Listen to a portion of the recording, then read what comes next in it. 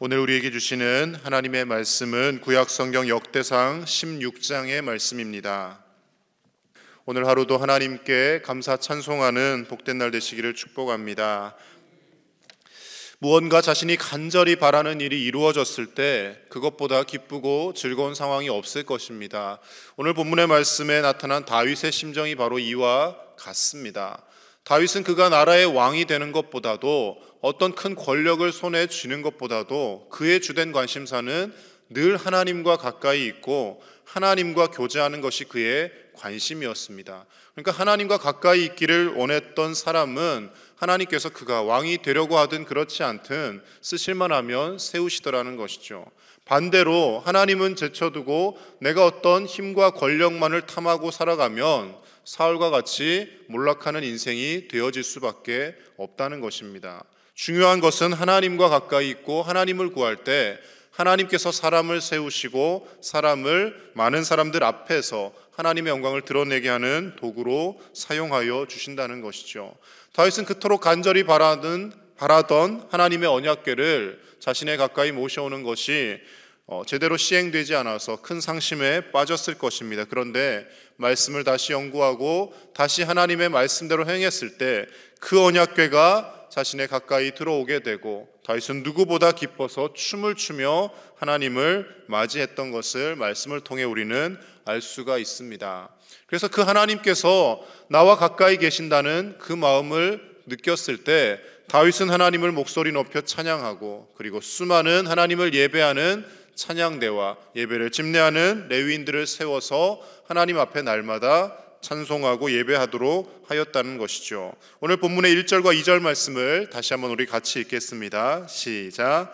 하나님의 궤를 메고 들어가서 다윗이 그것을 위하여 친 장막 가운데 두고 번제와 화목제를 하나님께 드리니라. 다윗이 번제와 화목제 드리기를 마치고 여호와의 이름으로 백성에게 축복하고. 아멘. 하나님의 궤를 메고 들어오고 나서 그리고 임시로 마련했던 그 장막 가운데 번제와 화목제를 드렸다는 것은 하나님 앞에서 하나님의 임재를 상징하는 언약궤를 두고 참된 마음으로 예배하였다라는 것을 뜻하고 있는 것입니다. 언약궤가 있든 없든 하나님 앞에 예배는 할 수 있습니다. 그러나 다윗에게는 하나님의 임재의 상징인 이 언약궤, 하나님께서 이스라엘 백성들에게 모세의 시대부터 주셨던 그 언약궤가 지금 나에 가까이 있다라는 그 사실을 기억하며 더 감격하며 기뻐하며 하나님 앞에 예배하였다라는 것이죠.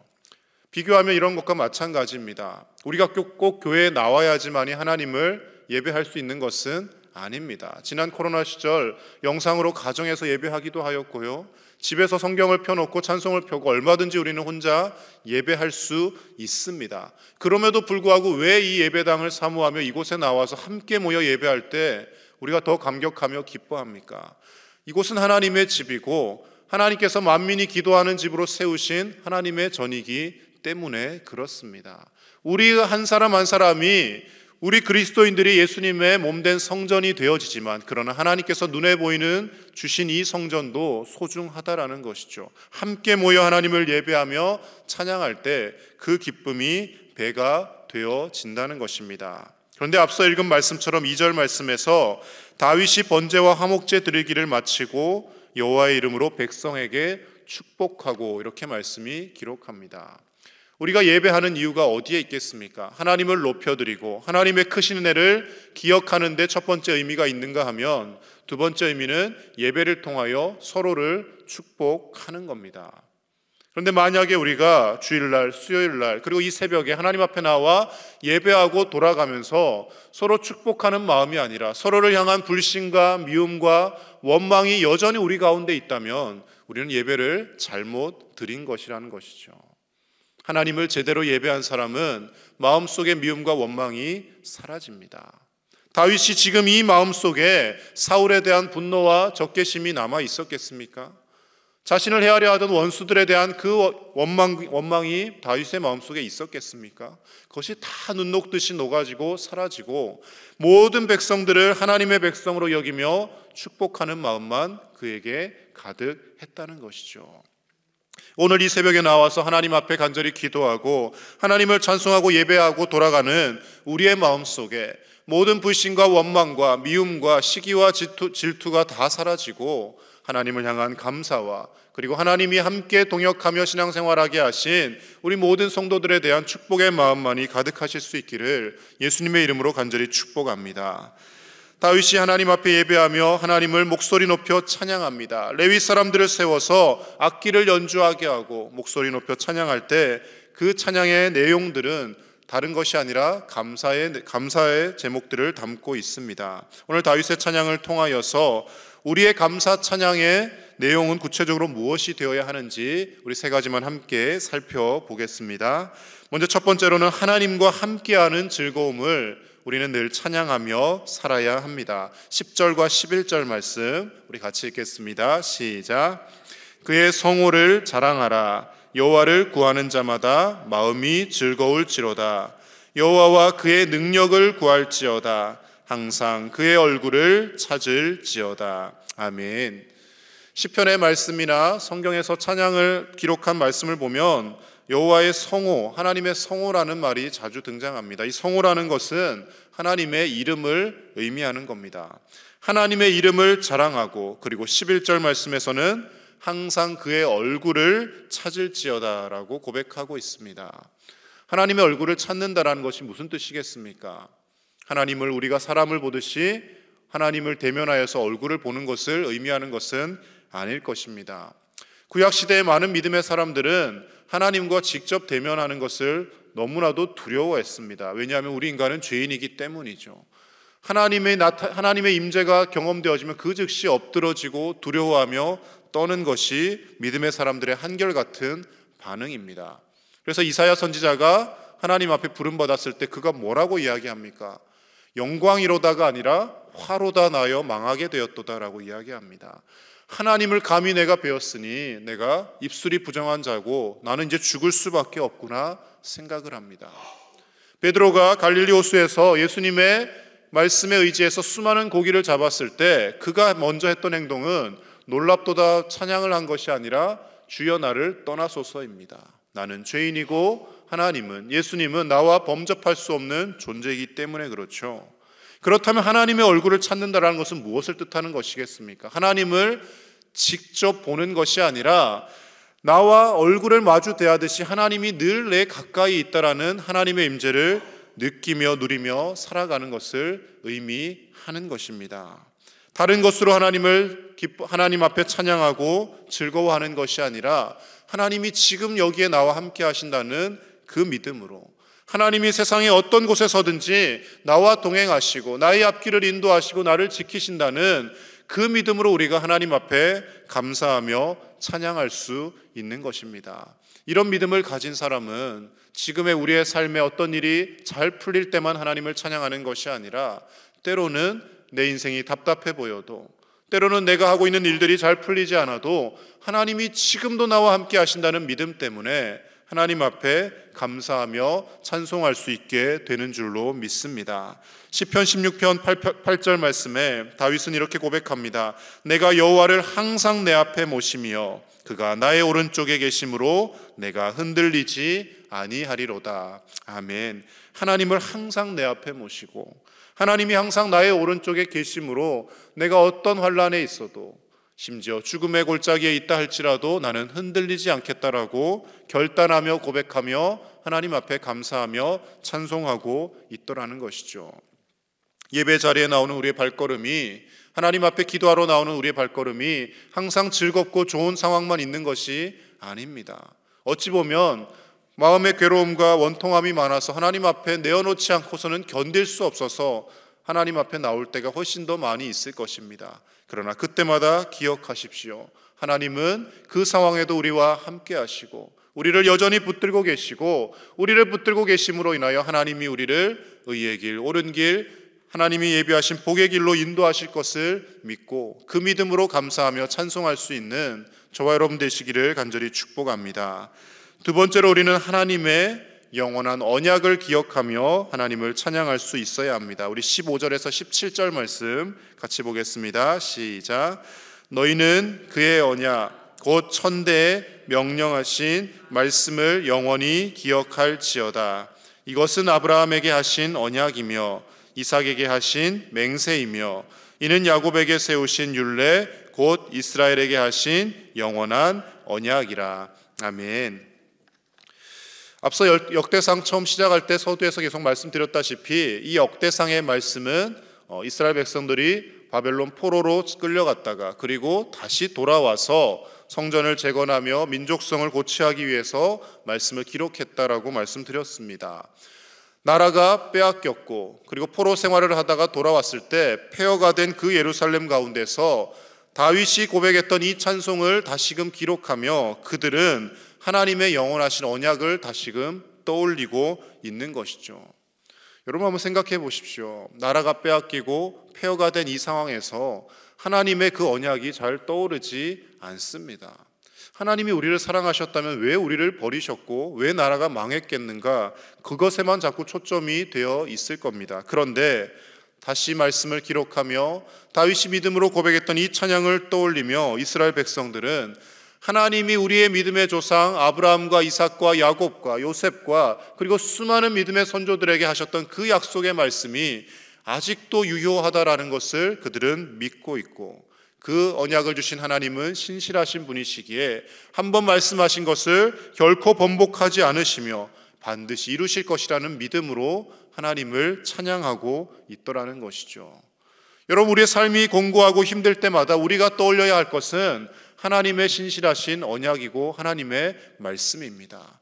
천지를 창조하신 그 하나님께서 나를 사랑하셔서 독생자 예수 그리스도를 이 땅 가운데 보내주셨고 수많은 선지자들을 통하여 예언하신 그 말씀이 성취되었고 그 예수님이 이 땅에 오셨고 그리고 십자가에서 모든 우리의 죄의 질고를 지시고 그 죄의 문제를 해결하셨고 그리고 다시 오시겠다고 약속하신 그 예수님이 반드시 다시 오실 것이라는 그 믿음 가지고 우리는 하나님 앞에 감사하며 찬송할 수 있어야 할 줄로 믿습니다. 그래서 우리의 삶이 어떠한 어려움 가운데 있어도 우리가 영원히 절망하지 않을 이유는 하나님의 약속의 말씀이 있기 때문입니다. 이 말씀을 믿음으로 취하는 사람은 어려움 가운데서도 기뻐할 수 있는 것이고 그 믿음이 부족한 사람은 똑같이 하나님의 말씀을 읽고도 이 말씀이 나에게 주시는 말씀이 아니라 이 말씀은 수천 년 전에 살았던 그 사람들에게나 임하는 말씀이다라고 그렇게 치부하여 버릴 것입니다. 사랑하는 우리 제1의 가족 여러분, 하나님의 말씀은 살아있고 활력이 있고 우리의 영과 혼과 관절 및 골수를 찔러 쪼개는 능력의 말씀인 줄로 믿습니다. 그 하나님의 말씀이 오늘날도 우리에게 유효하고 그 하나님께서 믿음의 조상들에게 약속하신 그 언약이 저와 여러분들과 우리의 자녀 손들에게도 동일하게 이루어지는 줄로 믿습니다. 그 신실하신 하나님의 말씀을, 하나님의 언약을 기억하며 오늘도 하나님을 찬양할 수 있는 저와 여러분 되실 수 있기를 간절히 축복합니다. 마지막으로 우리가 기억해야 할 것은 하나님의 심판과 구원을 떠올리며 찬양할 수 있어야 합니다. 우리 32절에서 34절 말씀 같이 보겠습니다. 시작. 바다와 거기 충만한 것이 외치며 밭과 그 가운데 모든 것은 즐거워할지로다.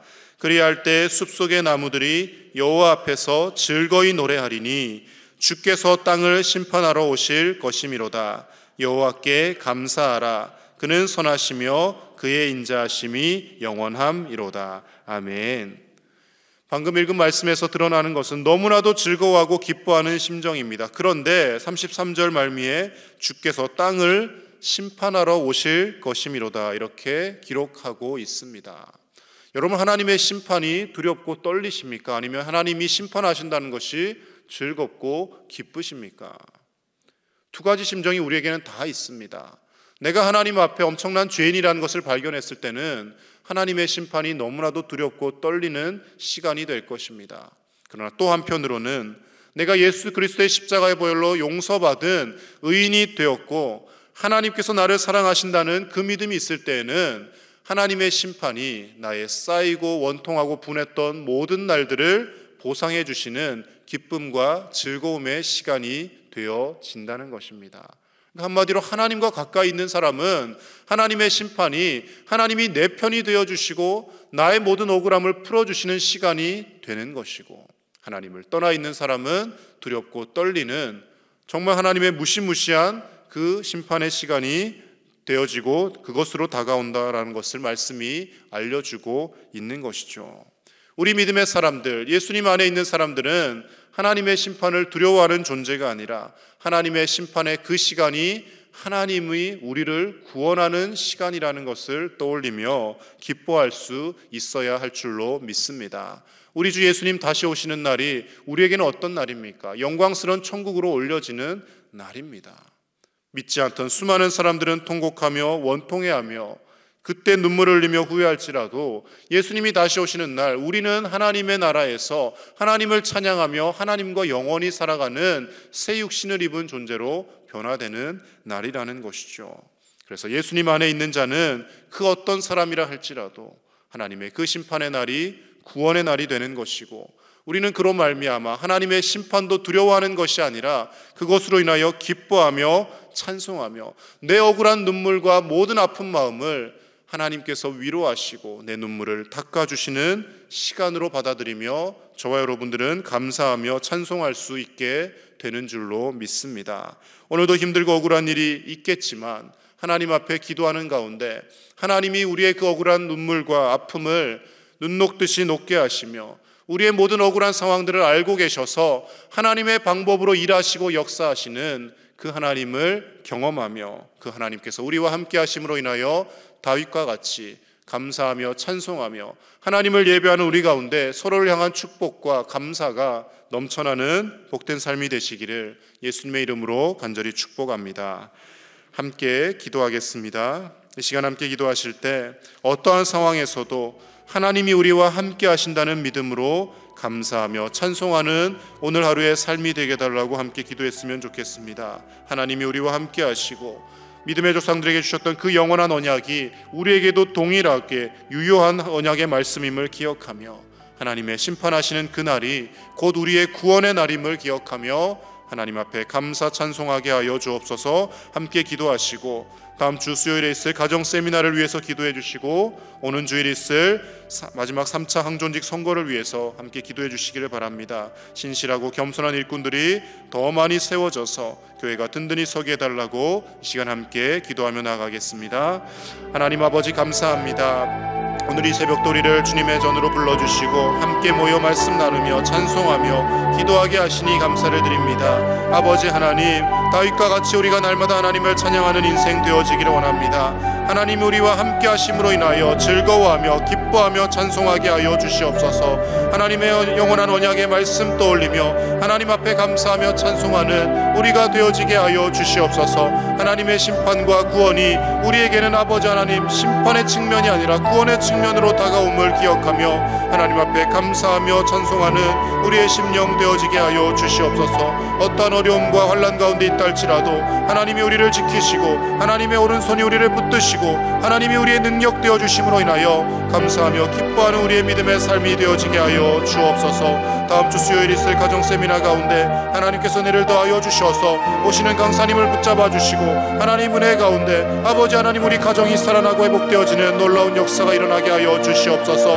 하나님 주신 아름답고 행복한 가정 만들어가게 하시고 아버지 하나님 우리의 가정이 천국과도 같은 가정 될 수 있도록 가정 세미나 가운데 하나님의 은혜를 예비하여 주시옵소서. 오는 주일 3차 항존직 선거가 있습니다. 하나님 신실하고 겸손한 일꾼들 더 세워지게 하여 주시고 하나님 아버지 서로가 하나 되고 마음이 하나 되고 그로 인하여 세워진 자나 세워받지 못한 자나 다 함께 축복하며 서로를 위하여 격려하며 기도하며 하나님께서 기뻐하시는 우리 교회 만들어가게 하여 주시옵소서. 한 사람도 시험에 들거나 마음 상하는 자 없게 하여 주시고 원망과 불신들 사라지게 하여 주시며 하나님의 은혜 가운데 우리 교회가 더욱더 든든한 믿음의 반석 위에 서갈 수 있도록 주여 붙잡아 주시옵소서. 아버지의 은혜를 더하여 주시옵소서. 하나님 아버지, 오늘도 하나님 이 새벽에 주님 앞에 감사하며 찬송하며 하나님의 말씀을 다시금 묵상하게 하시니 감사를 드립니다. 하나님께서 우리와 함께 하심으로 인하여 믿음의 선조들에게 약속하신 그 말씀을 오늘 우리에게도 동일하게 이루어 가심을 인하여 또한 하나님이 우리를 구원하심으로 인하여 날마다 감사 찬송하는 우리 사랑하는 모든 제1의 가족들이 되게 하여 주시옵소서. 우리의 환경과 형편에 좌우되는 인생이 아니라 하나님이 함께 하심으로 인하여 날마다 기뻐하며 감사하게 하여 주시고 어떠한 상황에서도 요동하지 않고 흔들리지 않는 다윗과 같은 믿음을 가지는 우리 모두가 되어지게 하여 주시옵소서. 다음 주 수요일 가정 세미나가 있습니다. 오시는 강사님을 붙잡아 주셔서 하나님의 귀한 말씀을 전할 때 아버지 하나님 그 세미나를 통하여서 연약한 우리의 가정이 다시 한번 회복되는 놀라운 역사가 일어나게 하여 주시고 하나님이 주신 우리의 가정들을 천국으로 행복한 가정으로 만들어가는 복된 시간 되어지게 하여 주시옵소서. 오는 주일 3차 항존직 선거가 있습니다. 하나님께서 주관하시고 친히 역사하여 주셔서 하나님이 세우시고자 하는 자들이 세워지게 하시고 겸손하게 교회를 섬기며 성도들을 섬길 자들이 세워져서 우리 교회가 더욱더 든든한 믿음의 반석 위에 설 수 있도록 하나님 은혜를 더하여 주시옵소서. 세움을 받은 자나 그렇지 못한 자나 다 함께 기뻐하며 축복하며 서로를 격려하며 한마음 한뜻이 되는 아름다운 믿음의 공동체 될 수 있도록 하나님 친히 주관하여 주시옵소서. 오늘도 하나님 앞에 간절한 기도의 제목들 가지고 이 새벽 나와왔습니다. 사업과 직장과 자녀들의 앞길과 건강의 문제와 여러 가지 문제를 놓고 하나님 앞에 간절히 기도할 때 하나님 하나하나 들어 응답하여 주시고 우리의 기도를 들으시고 우리보다 우리를 더 잘하셔서 우리 앞서 행하시는 그 하나님의 세심한 손길을 경험하는 복된 하루가 되어지게 하여 주시옵소서. 특별히 병석에서 고통받는 환우들을 일으켜 주시고 상한 육신을 고쳐주실 뿐만 아니라 아버지 하나님 모든 아픈 마음과 상처까지도 주님께서 위로하시고 친히 그 마음 만져주셔서 회복되는 역사가 있게 하여 주시옵소서. 감사를 드리며 우리 주 예수님의 이름으로 간절히 축복하며 기도하옵나이다. 아멘.